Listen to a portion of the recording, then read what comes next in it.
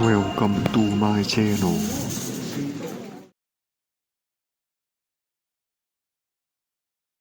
When I walked into that police station to report a stolen car, I never expected the investigator to go pale the moment he heard my last name.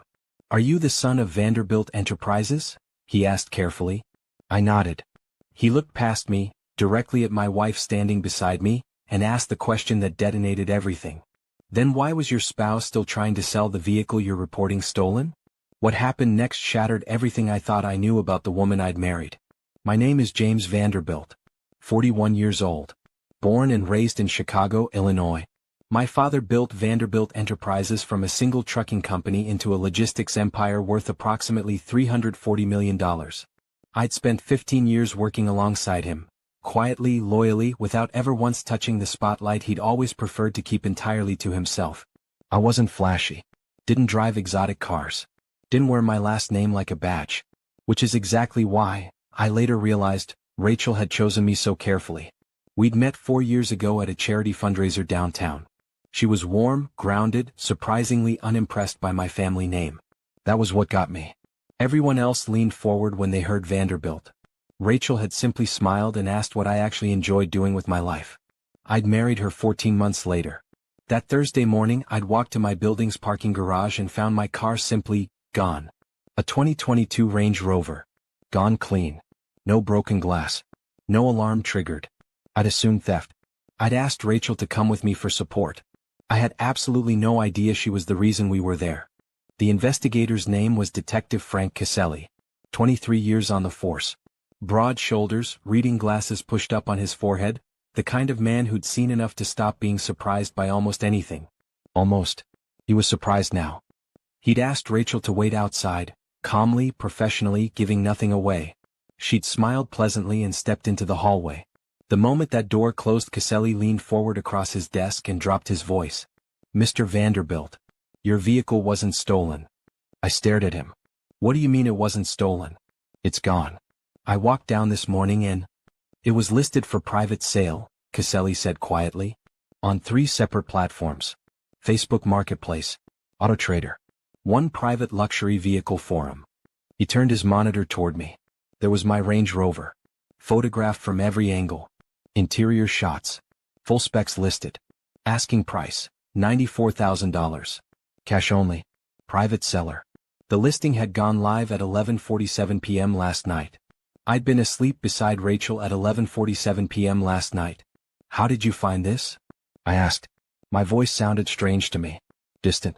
"One of our officers moonlights monitoring luxury vehicle fraud," Caselli said. "Your plates flagged automatically, registered to Vanderbilt Enterprises." He paused. "Mr. Vanderbilt, the contact number on that listing. We traced it this morning before you arrived." He slid a printed page across the desk. I looked at the number. I knew it by heart. I'd called it every single day for the past 4 years. It was Rachel's. I sat there staring at that printed page for a long time. Rachel's number. Rachel's listing. Rachel's photographs of my car, taken from angles that only someone with regular access could manage. Underground parking. Private elevator level. Spots only residents could reach. She hadn't hired someone. She'd done it herself. "There's something else," Caselli said carefully. He was watching me the way doctors watch patients when they're about to deliver news that can't be taken back. "We pulled the listing activity this morning.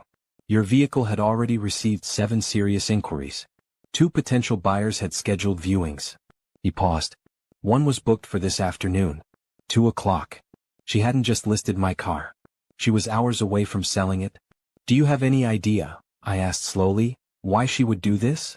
Caselli clasped his hands on the desk. "That's what concerns me more than the car, Mr. Vanderbilt." He opened a folder. "When our officer flagged the listing this morning, he ran a standard background check on the contact number. Your wife's number." He slid another document forward. "Rachel Vanderbilt has 2 previous names on record. Rachel Simmons. And before that, Rachel Crane." I felt the room tilt slightly. "She's changed her name twice?" "3 times total including your married name." Caselli's voice was steady. Careful. "And Mr. Vanderbilt, Rachel Crane was investigated in Phoenix, Arizona in 2018 for fraud. The case was dropped due to insufficient evidence." I thought about the woman sitting in the hallway right now, smiling pleasantly at the receptionist, completely relaxed. Caselli gave me 60 seconds to process everything. Then he leaned forward. Mr. Vanderbilt, I need to ask you something important and I need complete honesty. His eyes were steady, direct. Does your wife have access to any other assets? Bank accounts, property, business documents, anything connected to Vanderbilt Enterprises? The question hit me like cold water, because the answer was yes. 3 weeks ago Rachel had asked me to add her to my personal accounts. Completely casually, over dinner, almost as an afterthought. Just makes things easier, babe. In case of emergencies. I'd done it the following morning without a second thought. Joint access. Full visibility. Transfer permissions included. I'd also, God help me, given her a secondary key card to my father's corporate storage facility in Naperville. She'd offered to collect documents for me during a busy week. I'd handed it over without hesitation. She has access to everything, I said quietly. Caselli was already reaching for his phone. I'm going to need you to stay very calm, he said, dialing. And I'm going to need you to act completely normal when she comes back into this room. Can you do that? I didn't answer immediately, because through the small glass panel in Caselli's office door, I could see Rachel in the hallway. She wasn't sitting pleasantly anymore. She was standing near the exit. Phone pressed hard against her ear. Speaking quickly. Body angled away from the receptionist's desk cameras. She wasn't waiting for me. She was warning someone. Caselli saw her the same moment I did. He didn't panic. Didn't rush. Simply stood, walked to his door with the calm of someone who'd done this 1,000 times, and quietly asked a uniformed officer in the hallway to invite Mrs. Vanderbilt back inside. Rachel came in smiling. That smile. God, that smile. Warm. Easy. Completely manufactured. Everything okay? She asked, settling into the chair beside me. Her hand found mine automatically. Squeezed gently. Just some paperwork, I said. My voice was steadier than I expected. Caselli asked Rachel routine questions. When had she last seen the vehicle? Had she noticed anything suspicious in the building recently? Standard theft investigation language. Rachel answered everything perfectly, concerned, cooperative, occasionally glancing at me with sympathetic eyes. She was extraordinary. While she spoke I was thinking about one thing only. Who had she been calling? Caselli wrapped up the meeting professionally. Told us he'd follow up within 24 hours. Shook our hands. Completely ordinary. Rachel thanked him warmly and walked ahead of me toward the exit. The moment she pushed through the front doors Caselli caught my arm from behind. The call she made, he said under his breath. Our system logs every number dialed within the building. It's automatic. He pressed a folded paper into my palm. That number is registered to a Marcus Webb. Chicago address. We're running him now. He paused. Mr. Vanderbilt, don't go home tonight. I looked at Rachel waiting at the bottom of the station steps. Still smiling. Still perfect. I finally understood. I was never her husband. I was her next job. I didn't go home. I told Rachel I had an urgent meeting with my father. Completely believable, completely routine. She kissed my cheek at the station steps and took an Uber without hesitation. No suspicion. No resistance. Just that warm smile and don't work too late, babe. I watched that car disappear around the corner. Then I called my father. Edward Vanderbilt was 71 years old and had built an empire by trusting his instincts and absolutely nobody else. When I told him everything, the car listing, the name changes, the Phoenix fraud investigation, the call she'd made inside the police station, he was silent for a long time. The storage facility key card, he finally said. When did you give it to her? 3 weeks ago. Another silence. Longer this time. James. That facility doesn't just hold documents. His voice was completely controlled. Dangerously controlled. Last month I moved physical bearer bonds there. Temporary holding before transfer. $47 million worth. The ground shifted beneath me. Bearer bonds. Untraceable. Whoever physically possessed them owned them. No names. No records. No recovery once gone. Has she been to the facility? My father asked. I thought hard. Once. 2 weeks ago. She said she'd collected the Henderson contracts. The Henderson contracts were on my desk the entire time, my father said quietly. I never sent anything to storage. I stood on that Chicago sidewalk in the cold and understood completely. The car was never the target. It was a distraction.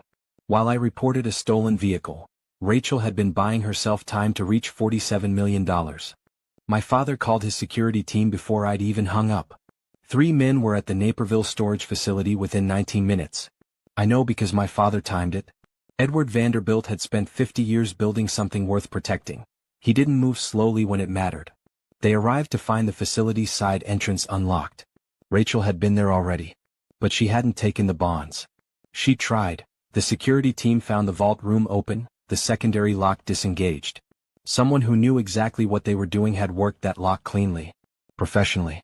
But the bonds themselves were sealed inside a biometric secondary case my father had installed 6 months ago without telling anyone. Including me. I never fully trusted digital access logs, my father told me later. So I added a layer nobody knew about. Rachel had gotten everything open except the final case. She'd been 11 digits away from $47 million. Meanwhile Caselli had been busy.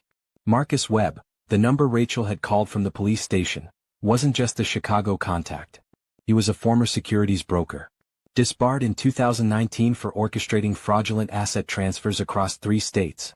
He and Rachel, or whatever her real name was, had worked together before. 2 previous cases. Different cities. Different targets. Same pattern. Identify wealthy targets. Build trust. Access assets. Vanish. They'd successfully disappeared with combined assets exceeding $9 million across both previous operations. Caselli called me at 6 p.m. We picked up Marcus Webb 40 minutes ago, he said. He gave us everything. Pause. James, Rachel isn't her real name either.